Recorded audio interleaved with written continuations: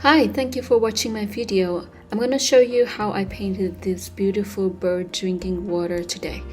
Let's get started. To make sure that the value, meaning the highlights and the shadow of every part of the painting consistent, I use blue color to paint the shadow first.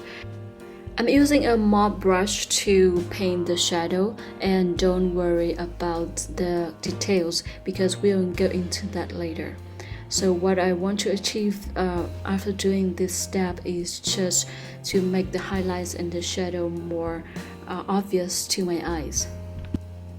After the first layer is dry, I use a round brush for the smaller details, and I loaded the brush with darker green bluish color to create the deeper layer of the painting. So the name of the technique is called negative painting if you haven't heard of it. With the negative technique, we will not paint the main object, for example, the leaves here, but we will paint the surrounding environment to create the shape of the object. This technique is very useful when you have so many details in your painting. For example, I have so many leaves here and many layers of leaves, and I didn't even sketch all the leaves in the deeper layers. I just used the negative painting technique to create the shape of the leaves in the deeper layers. I'm painting very carefully the water spigot and try to use wet on dry and wet on wet technique, so the shadow will look very natural. So it's when it's deeper inside, when a part of the spigot is hidden by the leaves, then it won't be darker, it will look darker. After that layer is dry completely, I use the same brush with darker colors to create a deeper layer. So I just use the brush to create the shape of the leaves and the branches. I didn't even sketch them in advance. This is actually a good idea to give me more freedom when I paint, because usually when I have so many details, I will get lost and don't know how to paint them. After building the values for the painting, you can see that it has more depth right now. You can see different layers of leaves.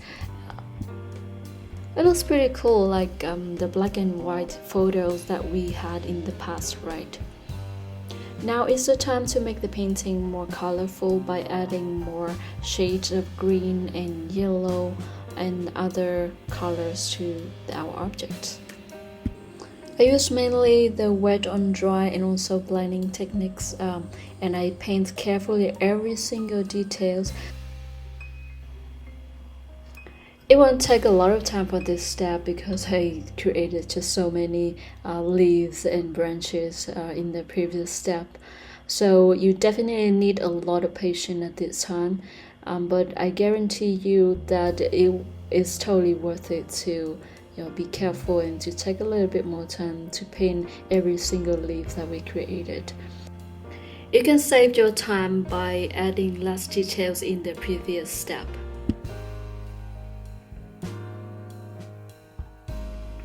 Remember to also add some warm colors like yellow and brown to your painting, so it won't be more balanced. If you just add green and blues, then your painting might end up looking too cold.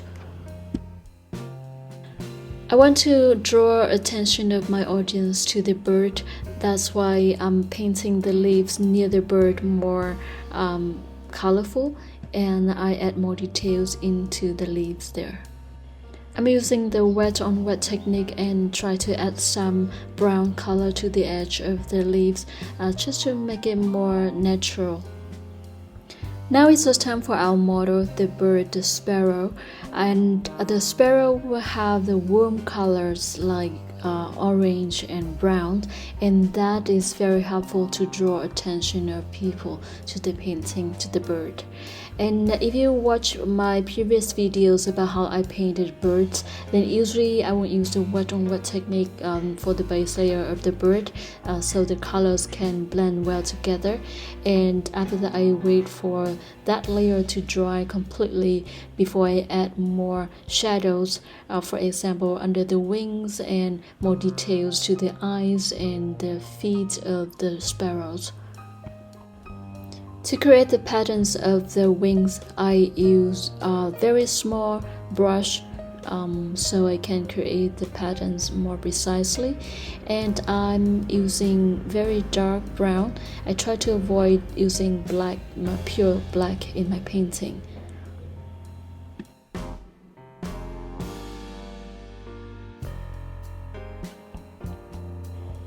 I think I'm happy with the bird right now, and I'm moving next to the water spigot.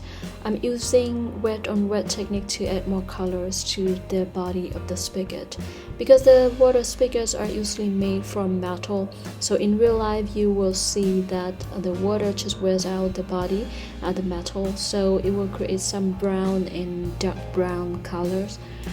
So that's why I added some brown color, and I also added some purple and blue colors to the body. I wait until it dries, then use a small brush to create more details using wet on dry techniques. So for example, the shadows between different parts of the spigot. Now let's paint the water. You might think that it's okay to just keep the water white, but I think it will look like the water runs too fast in that case. And if it runs fast, then it should create more water drops. Like when the water hits the ground, it should create more drops, right? So that's why I just want to have a small stream of water.